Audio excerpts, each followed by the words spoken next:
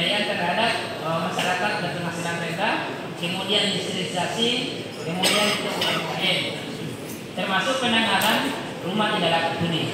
Nah ini juga masalah rumah tidak layak huni ini. Undang-Undang 23 mengamanatkan kepada kabupaten kota, bukan kewenangan provinsi. Ini di pusat itu selalu membuat kita bingung. Katakan undang-undang perumahan, salah satu kewenangan provinsi itu adalah dia harus memperbaiki mereka terkait rumah tidak layak masuk dalam urutan 10 besar nasional. Yang sekarang masih ada pada urutan ke-15. Ya. Caranya adalah meningkatnya kecerdasan, kemudian